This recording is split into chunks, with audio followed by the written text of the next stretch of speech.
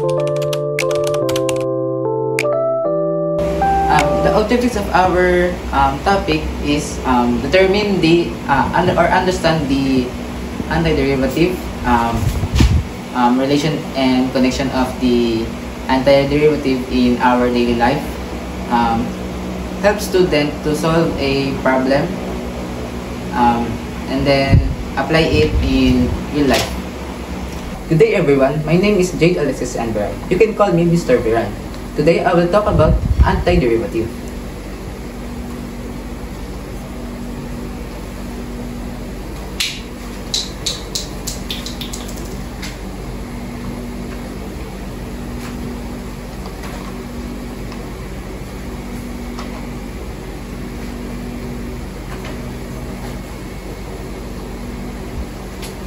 Antiderivative is a opposite or reverse process of a differentiation.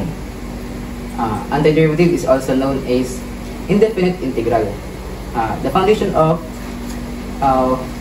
indefinite integral and foundation of theorem. Let's recap. Derivative is a process of differentiation.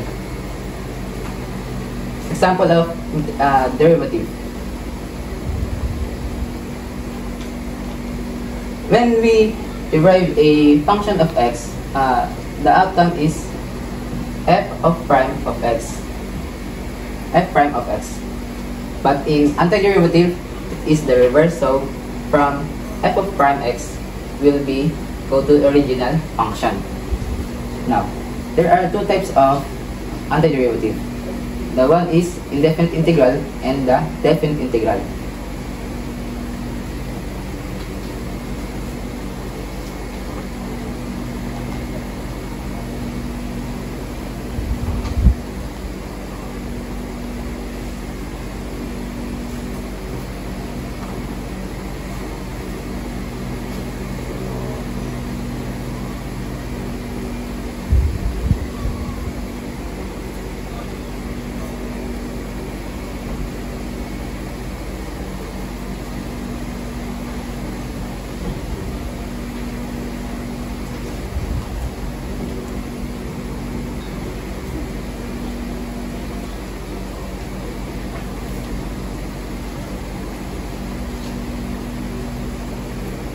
By the way, before we start, I forgot to tell you that the process of differentiation, in derivative, the process of we call is differentiation, but in antiderivative it's called integration.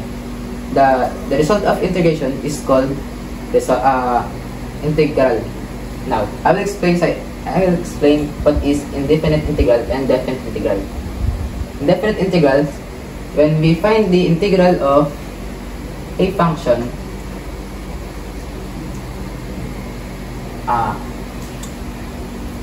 of f of x, the result is capital F of x.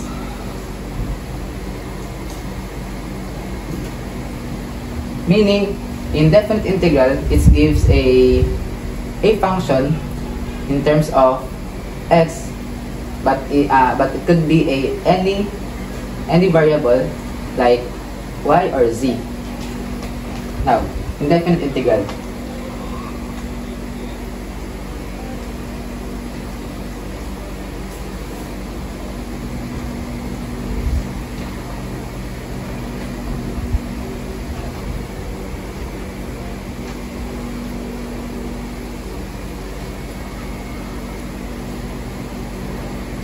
This is the example of indefinite integral. Now, indefinite integral, it said it doesn't not give a function, but it gives a number.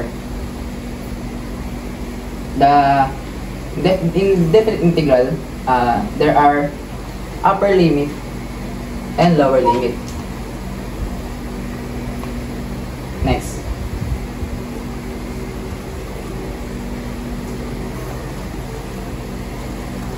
But we are more likely to focus on indefinite integral because it is more connected to antiderivative. Now, I will show you the basic rules of antiderivative.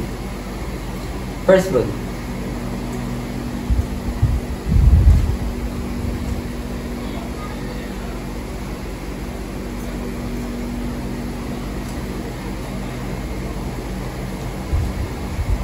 The zero rule. It said that if we find the integral of 0 dx, the answer is always constant, or C.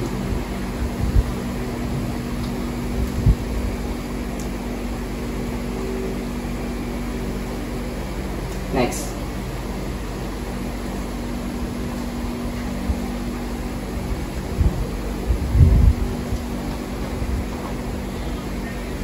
Constant rule.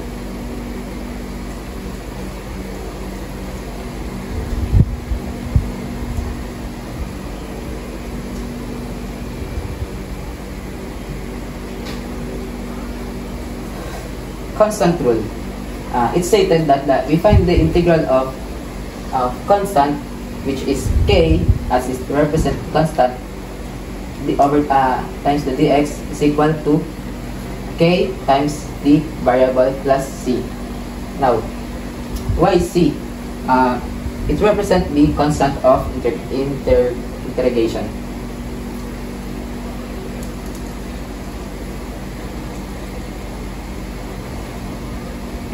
Third,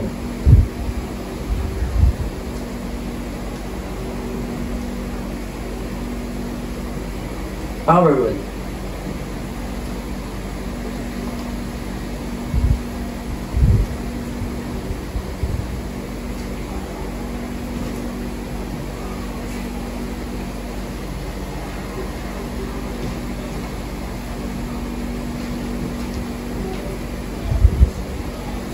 Now, in power rule, stated that if we find the x raised to n dx is equal to x raised to n plus 1 over n plus 1. This is the opposite of derivative. In derivative, if we see a exponent, we just minus it and we don't have a denominator. But in antiderivative, we plus the exponent and we copy it same as denominator, plus c, as it represents the constant of integration. Next, constant multiple.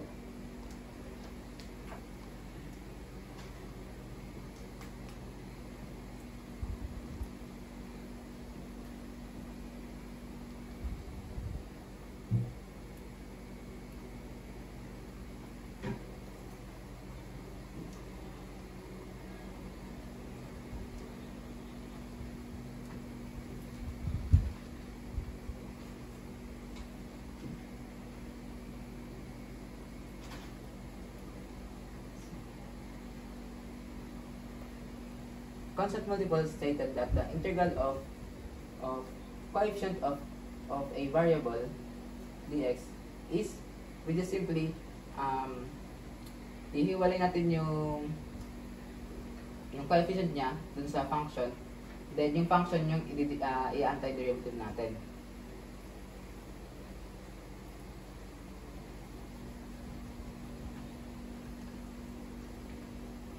Next,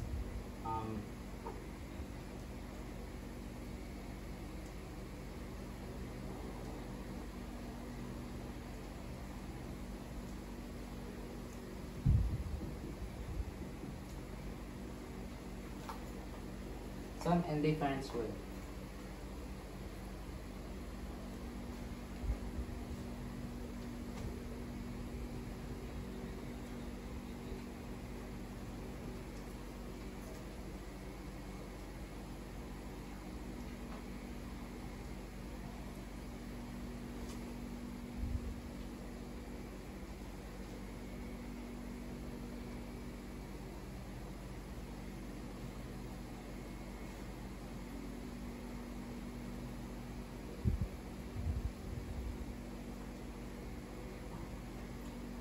Sum difference rule. It stated that if we antiderivative a two function,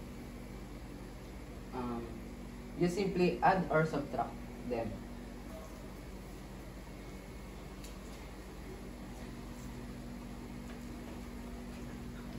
Next is and use the exponential function.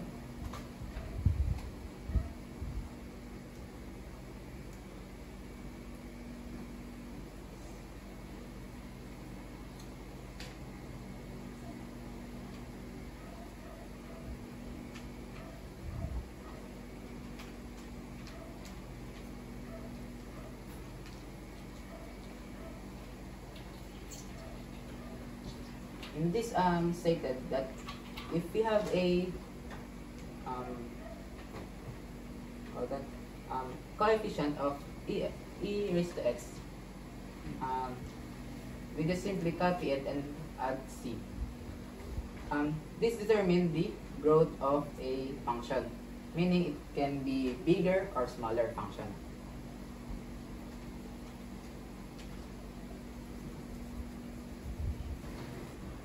Logarithmic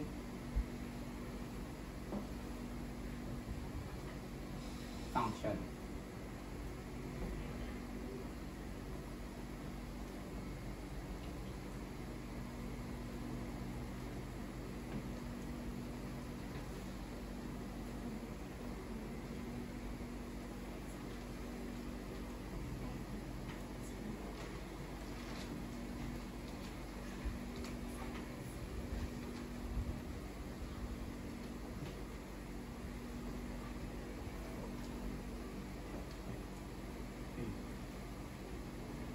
It stated when we have a negative exponent, we just simply first is to use the rule of exponent. So if we have a negative one in here, it is simply 1 over x. Now, if we derive this antiderivative, this the answer will be natural log times the absolute of x plus c. Why natural log? Because we cannot find the definite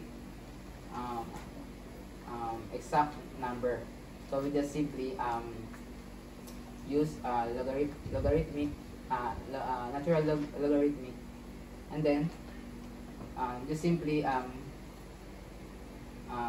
use absolute value of x to whether it positive or negative, and the answer will be positive, and then add the plus c to represent its constant.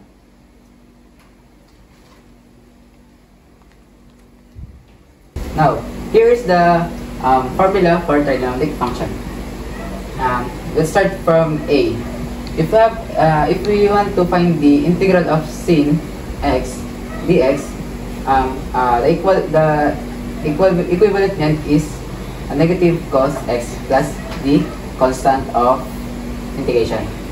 Now, next in B. Then when we find naman ng integral ng cos x dx, ang equivalent naman nun is sin x plus dc. Now, sa letter C naman, kung hanapin naman natin ang integral ng secant, raised to 2 x dx, ang equivalent is tangent of x plus c. And then, ang letter D naman, if we have we find the integral of cosecant raised to 2 x dx, ang equivalent is negative cotangent x plus c.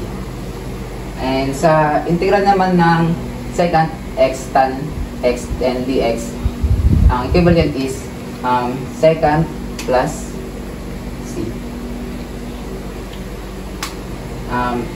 Sa ito naman, pinagsama naman yung cosecant and cotangent Pag hinanap natin yan, ang resulta is cosecant x plus c. And then, after I discuss the basic rules of antiderivative, we will move to Miss Dueñas to motivate you, or how will you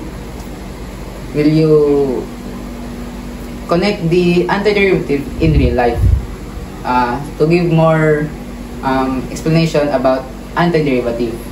And next, after Miss Dueñas, we will proceed to the procedure, and it will be taught by Miss Kim. Good morning, I'm Riste Ardueñas, and motivation. Ano ba ang purpose ng motivation sa topic namin na antiderivatives? So basically, i-relate lang namin ang antiderivatives sa real life situations. Pero una, explain ko muna ulit kung ano ang antiderivatives.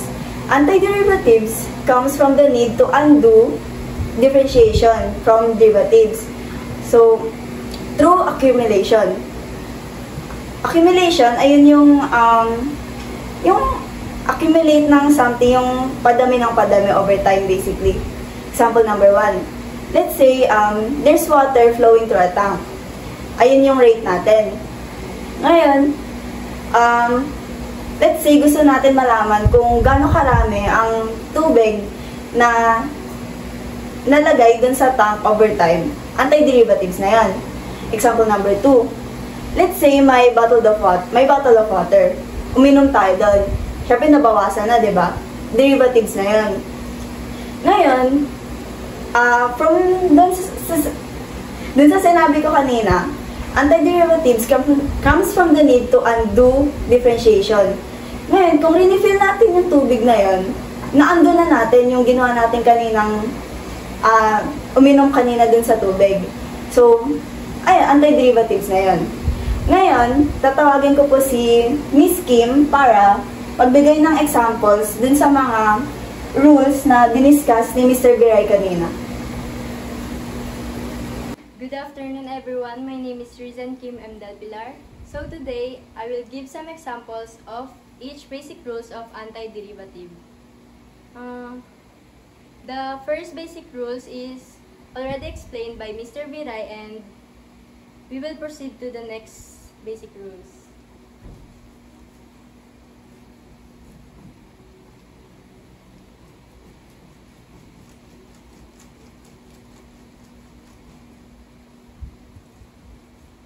The second basic rules is constant rule.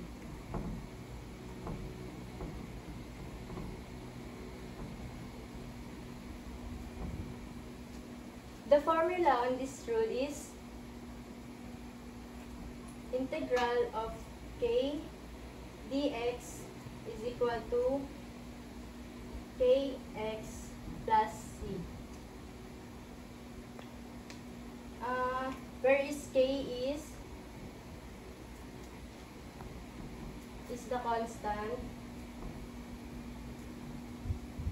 and the c is the integration,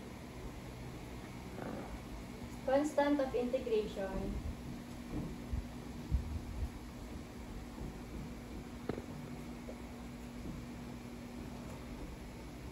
and the x is the variable of integration.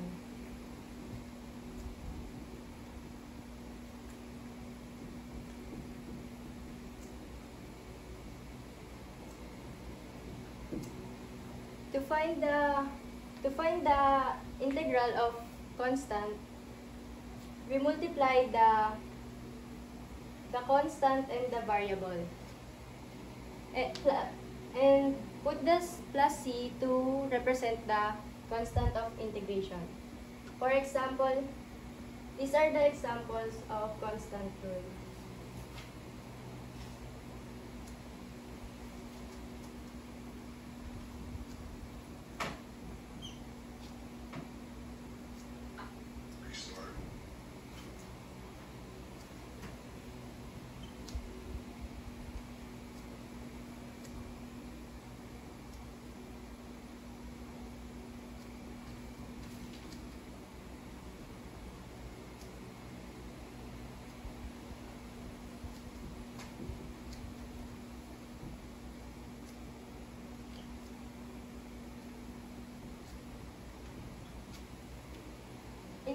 In the first example, we will multiply the 6 and the variable x. So the answer is 6x plus the constant of integration c. This is the final answer. To the next example, 3 times the variable is 3x plus the constant of integration c. This is the final answer. Number 3, 8 times x is 8x plus the constant of integration c. In the fourth example, 10 times x is equal to 10x plus the constant of integration c. Last example is 5 times x is equal to 5x plus the constant of integration c. This is the final answer. So, our next basic rules of antiderivative is power rule. We will now proceed to power rule. The third basic rule of antiderivative is power rule. The formula of this rule is the integral of x raised to n dx is equal to x raised to n plus 1 over n plus 1 plus the constant of integration c. I have here some examples for the power rule. First one is the integral of x raised to 7 dx is equal to x raised to 7 plus 1 over 7 plus 1. We copy the exponent same as the denominator. Add the constant of integration c is equal to x raised to 8 over 8 plus the constant of integration c. This is the final answer. Second one is the integral of x raised to 5 dx is equal to x raised to 5 plus 1 over 5 plus 1 plus the constant of integration c is equal to x raised to 6 over 6 plus the constant of integration c. This is the final answer. Third example is the integral of cube root x dx is equal to x 1 over 3 plus 1 dx is equal to x raised to 1/3 plus 1 over over 1/3 plus 1. 1/3 plus 1 over 1 is, we use the cross multiplication. 1 times 1 is 1 and 3 times 1 is 3. 3 times 1 is 3. So, our exponent is 4 over 3.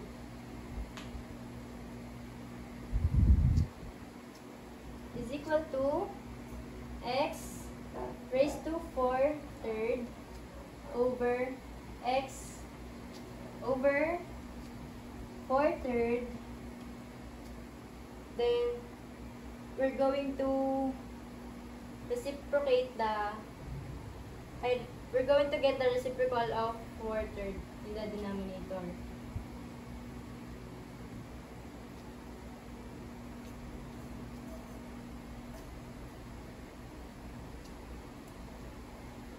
X raised to 4 over 3rd over 3 over 4. We will multiply the 3/4 both sides. We will cancel this and put the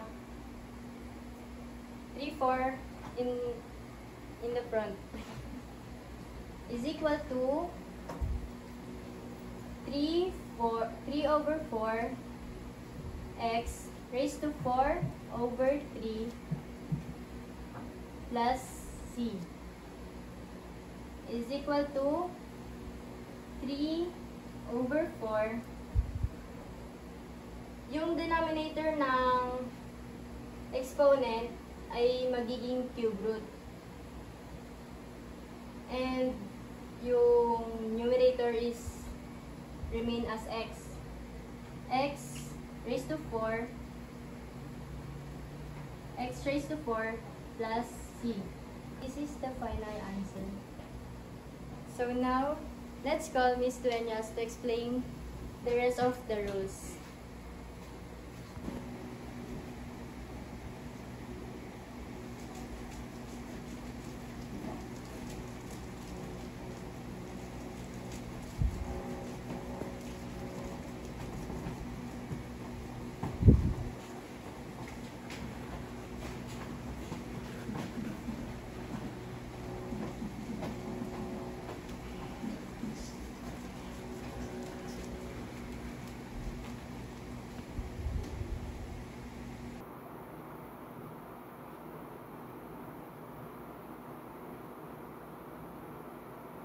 Example number 1. Let's say x 2 10x raised to 5 plus 5x raised to 4 minus 13. Now, as Miss Kim discussed earlier, when it comes to power rule, we'll add a plus 1 in the exponent and copy the exponent and add it as the denominator. So, b 10x raised to 5 plus 1 and then 5 plus 1 plus 5x raised to 4 plus 1 and 4 plus 1 minus 13x plus c. Add the exponent and the denominator. 10x raised to 6, so 5 plus 1 is 6.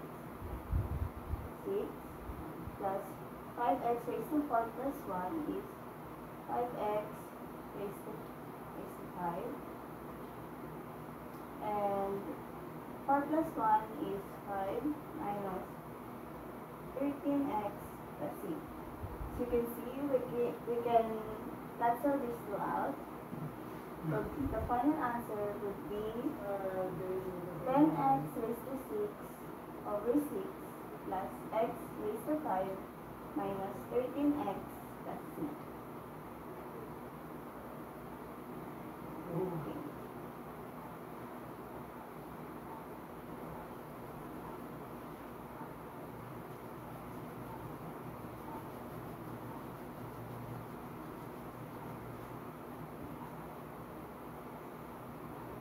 Example number 2.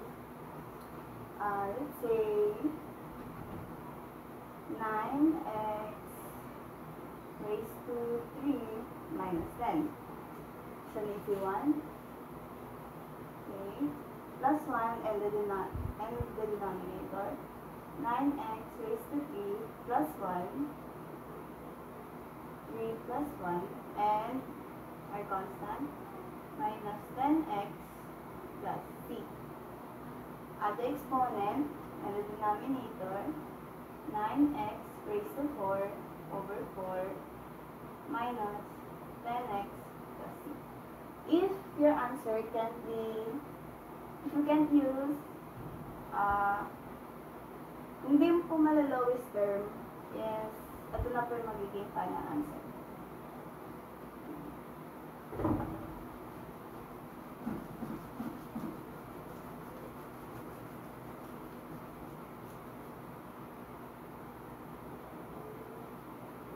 Last example, number 3.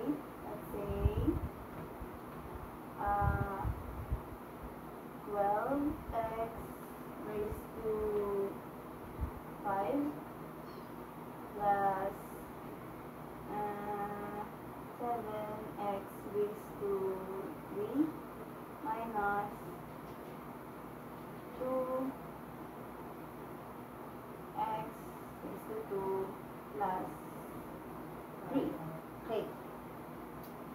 Again, plus 1, 12x raised to 5 plus 1, 5 plus 1 plus 7x raised to 3 plus 1, 3 plus 1, 2x raised to 2 plus 1, 2 plus 1 plus 3x plus c. Add 12x raised to 6 over 6 plus 7x raised to 3 plus 1, which is 4. 7x raised to 4 over 4 minus 2x raised to 2 plus 1, which is 3. So 2x raised to 3 over 3 plus 3x plus c. Now, since pwede pa po ito ma-lowest term, so iano po natin siya. 12 divided by 6 is 2. So 2x raised to 6 plus 7x raised to 4 over 4 minus 2x raised to 3 over 3 plus 3x plus c, which yan na po yung magiging final answer.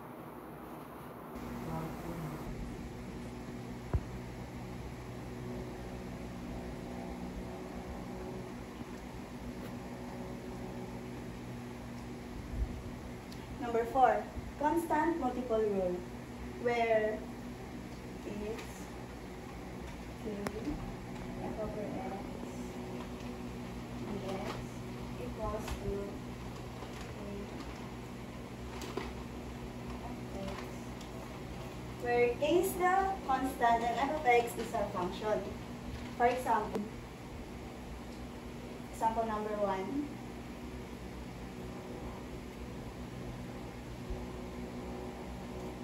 Based po sa formula natin is yung constant is palagi po natin ilalabas bago natin isa-solve yung function natin, which is i-apply na natin yung power rule na diniscuss kanina.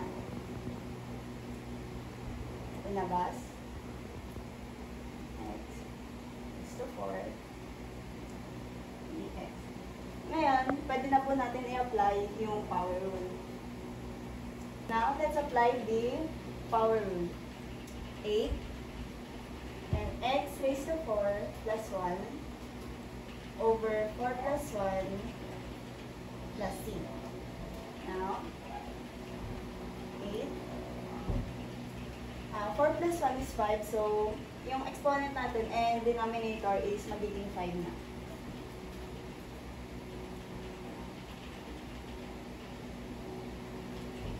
Multiply the 8 sa function natin, and ang magiging answer natin for example number 1 is 8x raised to 5 over 5 plus 6.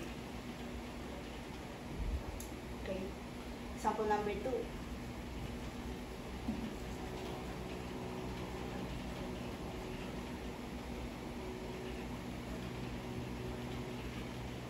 Example number 2, say 5x raised to 3 dx. Halos same lang po yung procedure kanina. So, ilabas natin yung 5x raised to 3 dx. Then, apply the power rule. 5x raised to 3 plus 1. Then, over 3 plus 1 plus c. Okay. 5. 3 plus 1 is 4. So, x raised to 4. Then, over is 4. plus c. Add the 5 to our function again. And the final answer would be 5x raised to 4 over 4 plus c. On to example number 3.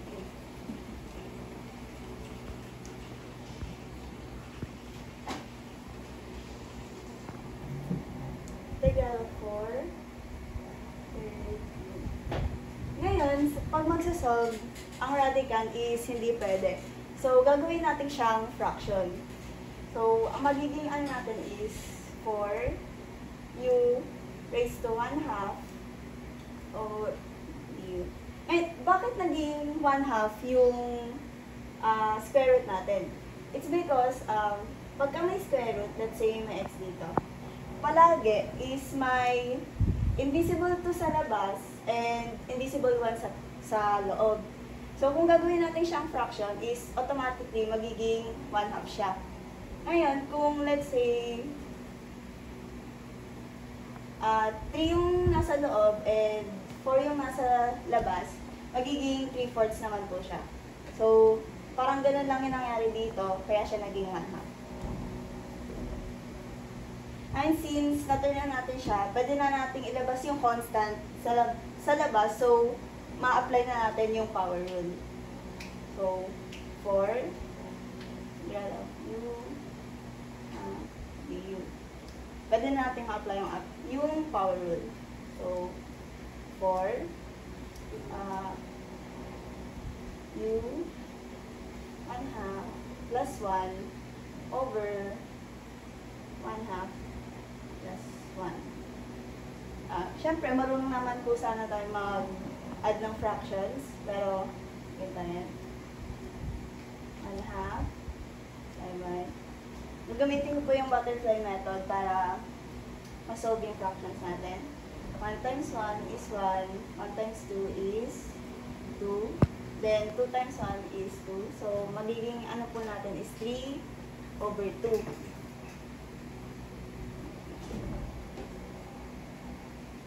So, magiging 4 u 3 over 2 over 3 over 2 plus c. Ayan. Ano po natin siya? 4 u 3 over 2. Coming back po dun sa example number 3 sa power rule, may na-mention po si Miss Kim na pag ganito is yung numerator is imumultiply natin siya sa reciprocal ng denominator. So, ayun din yung gagawin natin dito. So, magiging 4u raised to 3 over 2 times yung reciprocal po ng denominator natin, which is 2 over 3. Ayan. 4 times 2 is 8. So, magiging 8. 8u. And, ikakopy na lang po natin yung exponent. 3 over 2. And, di ba, minultiply natin yung 4 sa 2. So, may natira tayong denominator na 3. Tapos, yung denominator natin is ikakopy na lang po natin siya dito. Magiging 3. Then, plus 6. Ito na po magiging final answer natin for number 3.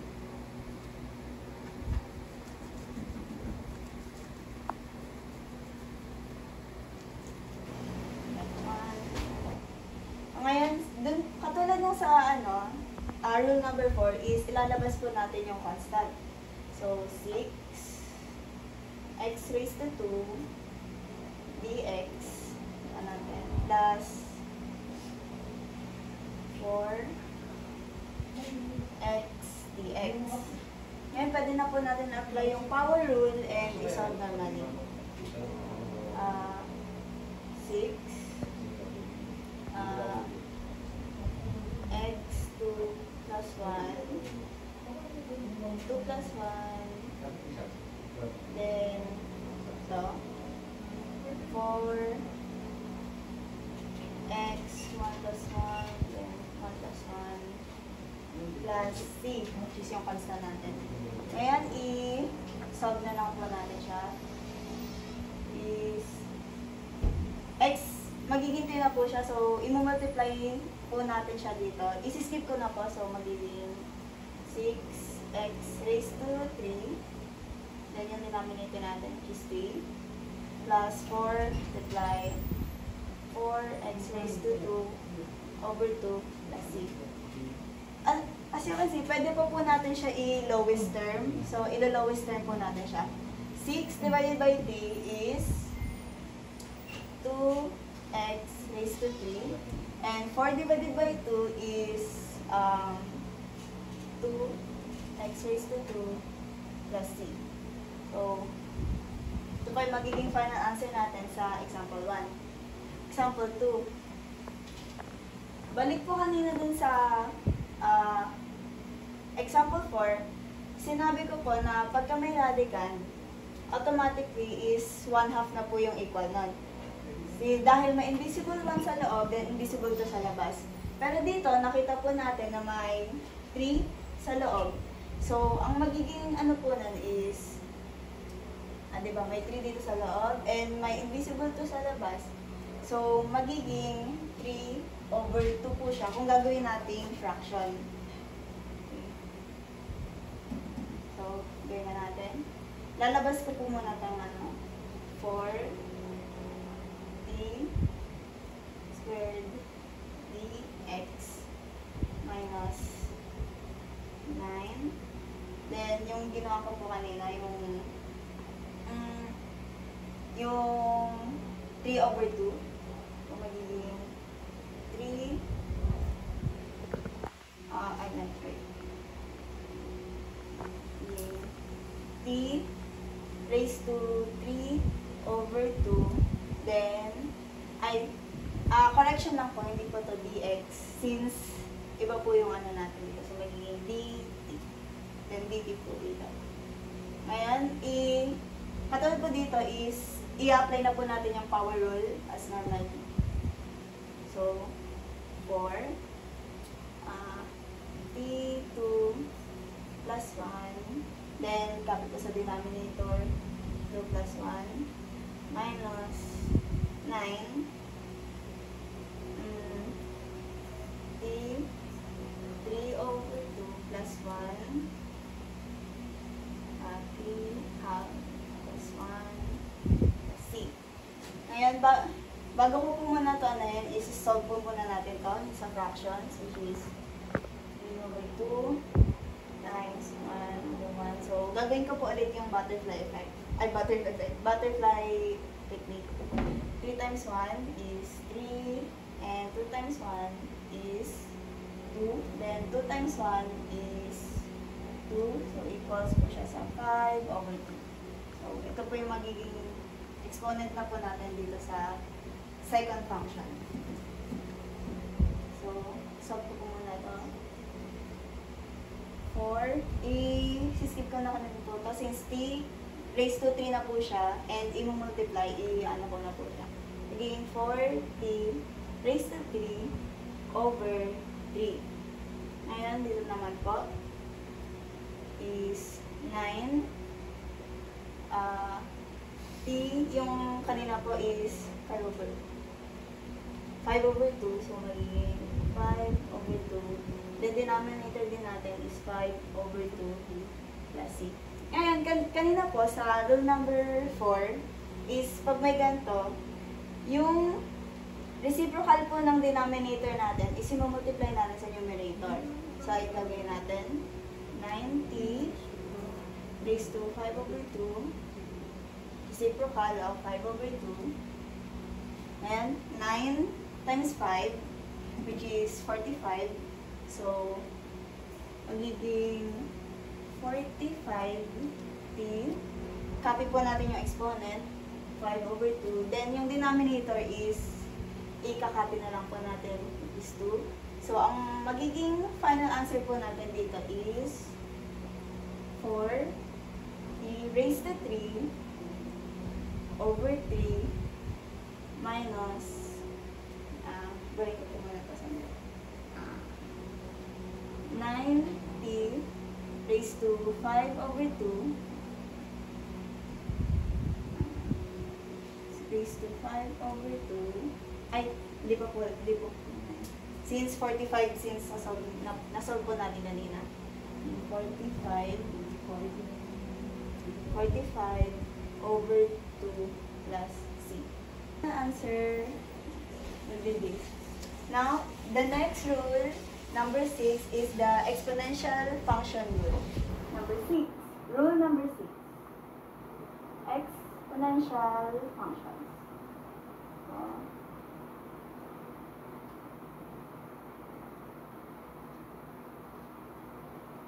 Functions which is e raised to x dx equals x plus c. Sobrang dali lang niya since puro switch lang siya ng places. Let's say, example number 1. Integral of 5 e raised to x dx. Ngayon, since may constant tayo, gagawin, ay siya-apply natin yung constant rule, which is, ipo-pull out yung constant, lalagay sa labas. So, 5 integral of x dx. Ngayon, multiply natin yung 5 dito sa loob. So, magiging answer po natin dito is 5 x plus c. So, bandali. Ngayon, example number 2. Let's say, integral of 1 over 4 e is to x dx. Again, ilalabas na yung constant, giving 1 over 4. And yung e raised to x dx. Then multiply, so magiging 1/4 ex plus c. Okay, another example. Number 3. The integral of 10x 10 e is to x dx. Wala, lagay yung 10 sa labas since constant siya. 10 ex dx c equals, multiply, 10 ex plus c. Yan. Ganyan nga kadali ang exponential functions na yan. Move on to rule number 7.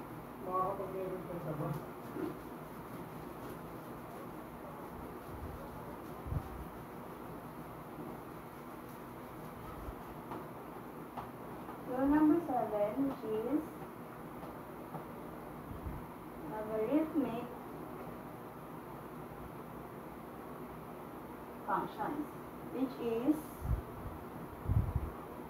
integral of x is to negative 1 dx equals integral of 1 over x dx to natural logarithmic absolute value of x plus c.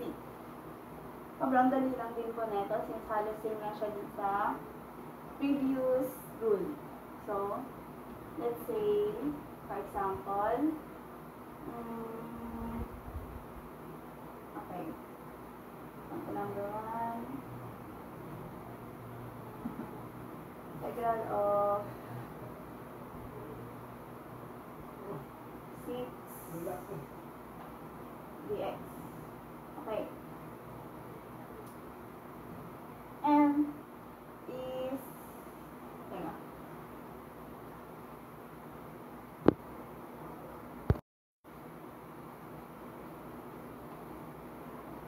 Next rule, rule number 7, which is logarithmic function.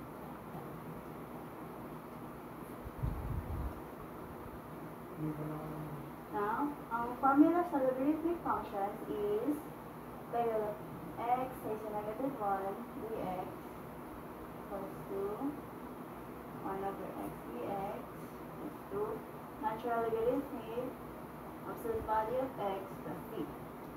Halos same lang po siya sa previous rule, madali lang. Okay, let's say, example number 1, we have 4 over x dx. Ngayon, lalabas natin yung 4. Magiging 4 over 1 over x dx. Yan. Since, posible naman na pag dinabas natin, magiging blanco na lang siya. Is di naman yung pwede, is always magiging may matitirang 1 po siya dun sa taas. So, magiging 1 over x dx. Ngayon, magiging 4 natural logarithmic absolute value of x plus c. Ay, bakit naging ganito? Since, may 1 over x dx, as naging, may ganito na siyang symbols. Because, ito po, ito is, ang tinatanong dito is function na ang sagot is 1 over x. Function na ang sagot niya is solely 1 over x. Ngayon, ang natural logarithmic and absolute value of x, ito is, ang slope nito is perfectly 1 over x. So, halos same lang siya. Iniba lang po yung ginamit. Yan. Sample number 2. Let's see. 6 raised to negative 1 dx. Ngayon, as you can see dito sa formula natin is kailangan natin gawin ng 1 over x. Wala naman tayong 1 over x. So, gagawin natin is, again, ilalabas ko yung 6.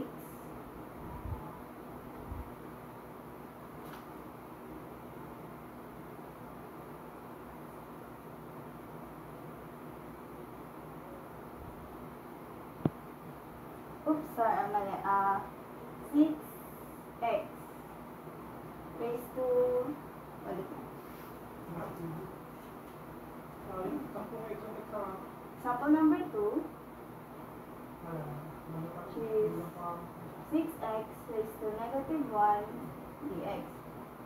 Ngayon, as you can see dito sa formula natin is kailangan natin magkaroon ng 1 over x.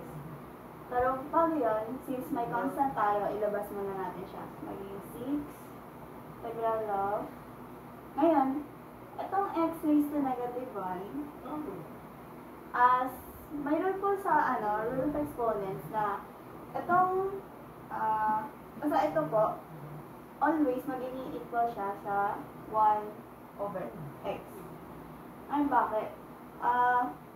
Personally po ako, sa tingin ko kung bakit is, diba, pag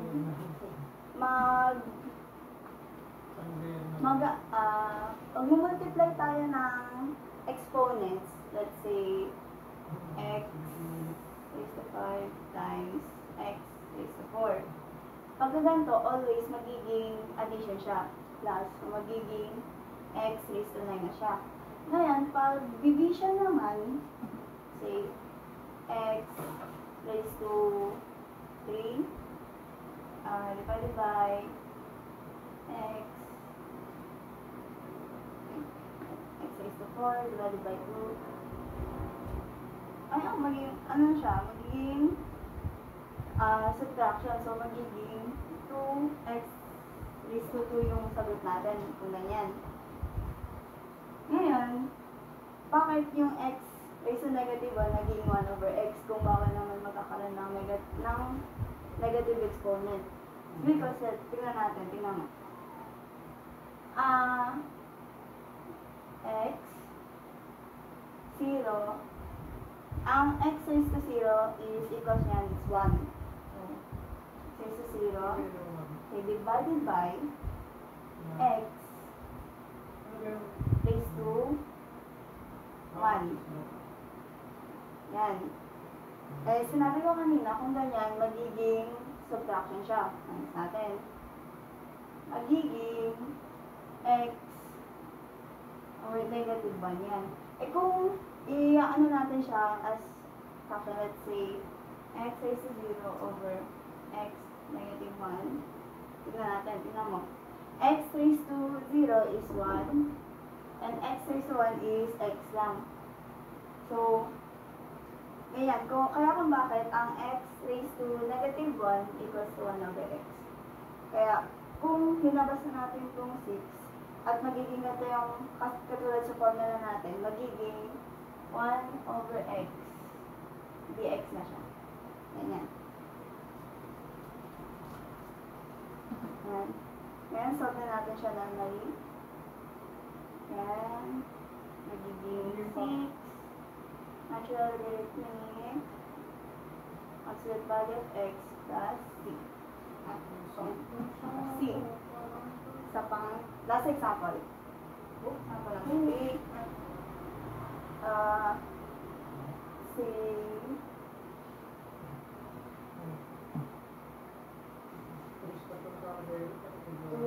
Over x dx equals to, labas natin yung ito. Again, may matitirang 1 sa loob, so 1 over x dx. Ngayon, lagyan natin siya dito, patag sa formula. Explain ko na rin kung bakit kanina. So, magiging 2 natural logarithmic absolute value of x plus c. And yun na po magiging final answer natin. Go. Next is trigonometric function. Ngayon, naglist ako dito ng mga given and then sinulat ko na yung formula kasi hindi ko kayang i-memorize. Ayan. First, we solve the first given, the integral of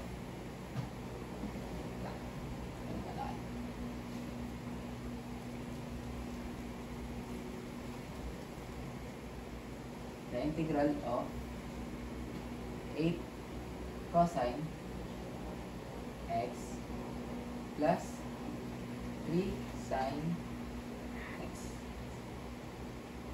and dx. Ngayon, itong mga formula to is sasubstitute lang natin yan dito. So first, copy lang natin yung 8. Next, before we do that, paghiwalayin mo natin sila. So, 8 integral of 8 cos x plus integral of 3 sine x dx and dx. Next is yung derivative na sila, antiderivative na sila ng 1 by 1. Ayan, dito na tayo mag-focus. Ang derivative ng cosine is sin. So, we just simply copy the 8 and then substitute by sin x. Ayan. Ito namang ang antiderivative ng 3 sin x. So, copy natin yung sign, then copy natin yung number, yung 3. And then, ang antiderivative ng sin x is negative cos. So, x.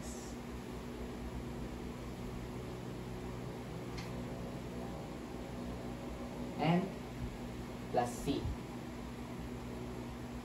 Ngayon, gagawin natin is copy lang natin to.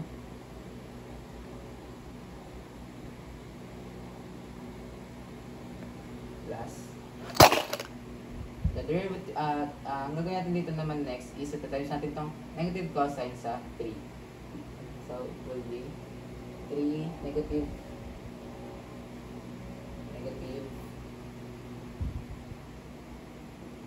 cosine x then plus c. Ayun, ito na yung final answer. Next, sa number 1 to. Wait. Step ka lang. Ayun, ito na yung final answer natin. Next, given number 2 naman tayo.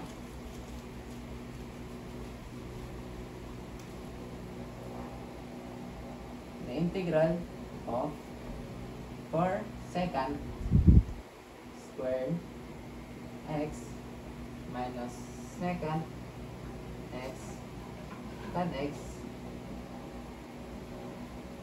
times dx.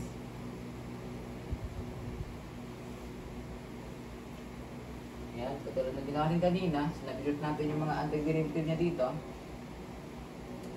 Ngayon, pag-iwalayin mo natin sila, baka natin sila i-antiderivative ng isa-isa. Na tayo.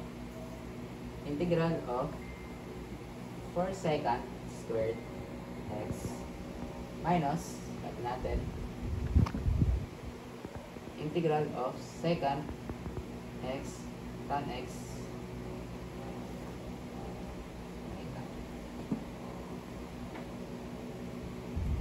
minus second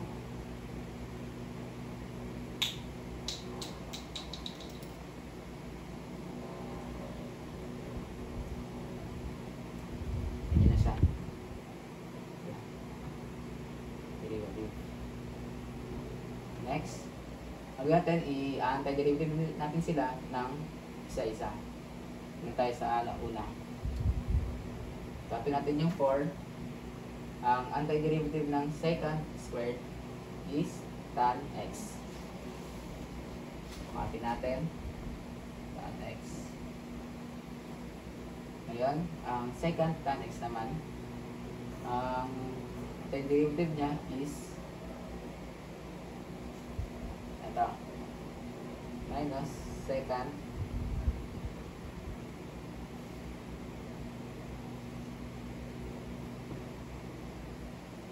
x. Ngayon, put plus c to represent its constant of integration. Yan na yung final answer. Next, number 3 naman tayo. 2, 3, go. Next is 3. Integral of sine x minus cos.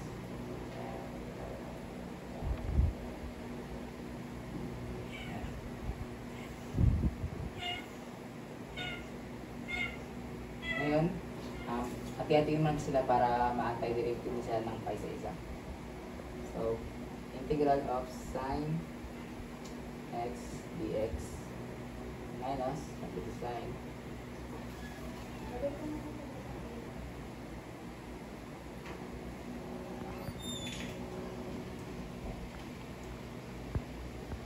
dx. Ngayon, kailangan silang ma-antiderivative. So, ang antiderivative ng sine is negative cosine. Then, ang derivative naman ng cosine is sine.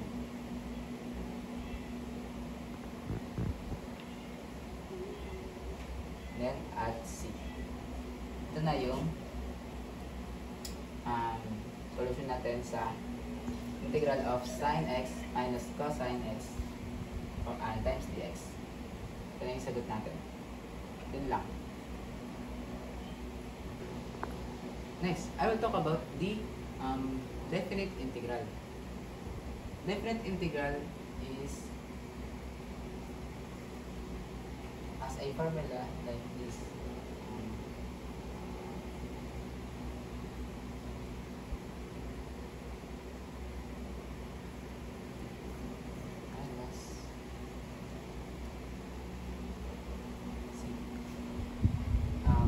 Definite integral is a, like I talked in introduction, is a, doesn't give a function, is just that just give a real number, and it has a lower limit and upper limit.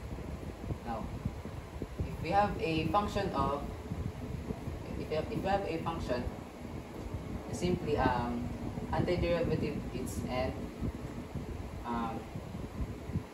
after we derivative is we split it into two, the b and a. Example, in this in this given one, the integral of upper limit 5 and lower limit 2, 8 times 8 and times dx. Now, first we antiderivative this 8. So it will just go like this. 8x, simply add a variable, the constant rule. Next it is next we split it into 2.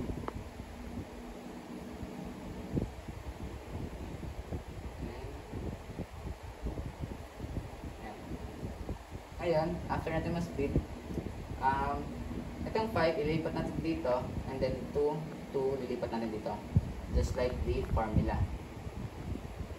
So 8 times 5 minus 8 times 2. So 8 times 5 is 40, and 8 times 2 is 16. We minus it and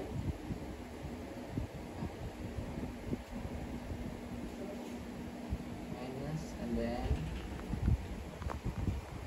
10 minus 6 is 4, and 3 minus 1 is, then this is the definite integral of lower of 2 and upper limit of 5 times 8 times dx. Next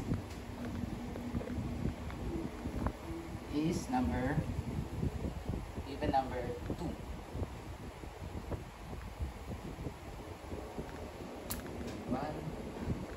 Integral of upper limit 4 and lower limit 1 times the 5x minus 4 times dx.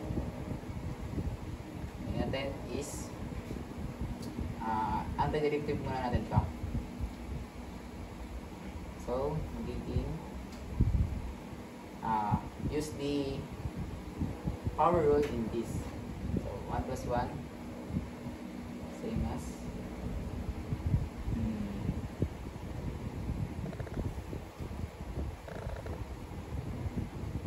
and then plus 1 minus 4x.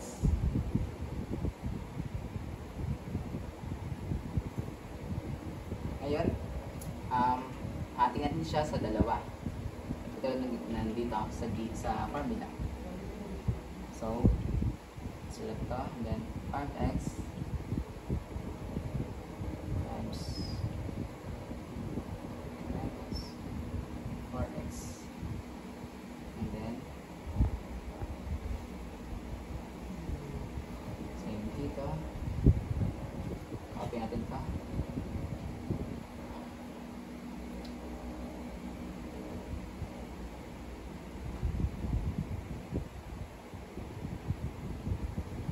Let's put the 4 in this function. It will be 4 times 2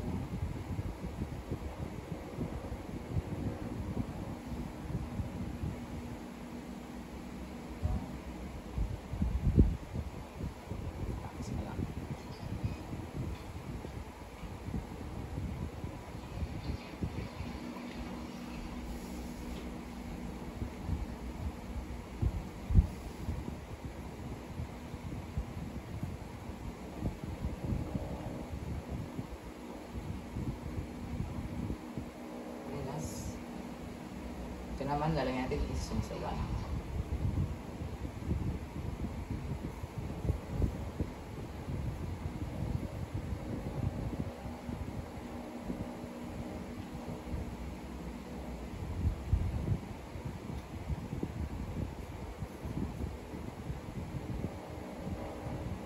Yan. 4 times 4 ay 5 times 4 is 20. Ito pa lang muna yung exponent. 4 times 4 is 16 times 16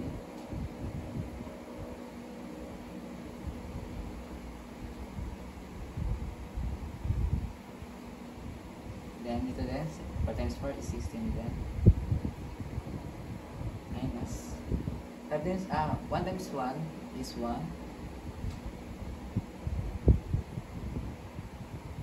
Then 4 times 1 is 1, 4. Now, we just 5 times 16 is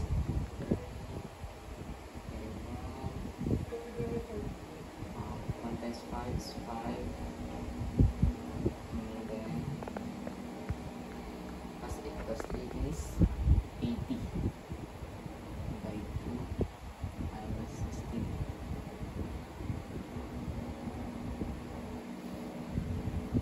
5 times 1 is 5. 2, 4. And 80 divided by 2 is 40. 16. Then 5 over 2 minus 4 will be natuta.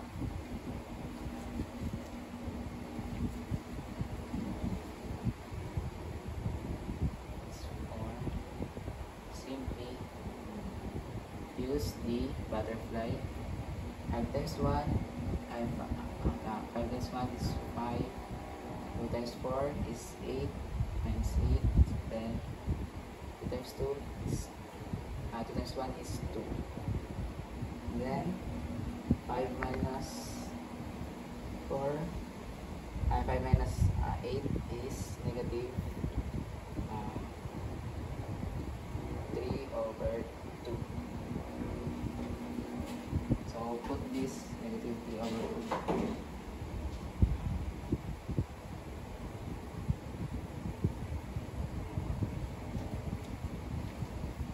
Next, it will become positive because negatives times negatives become positive.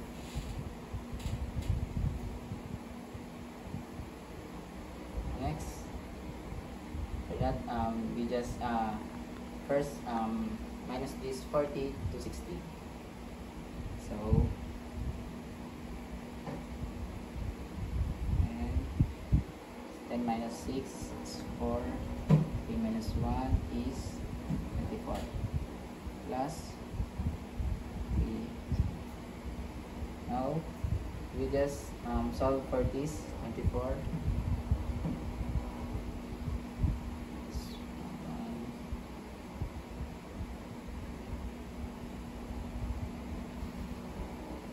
Use butterfly technique again.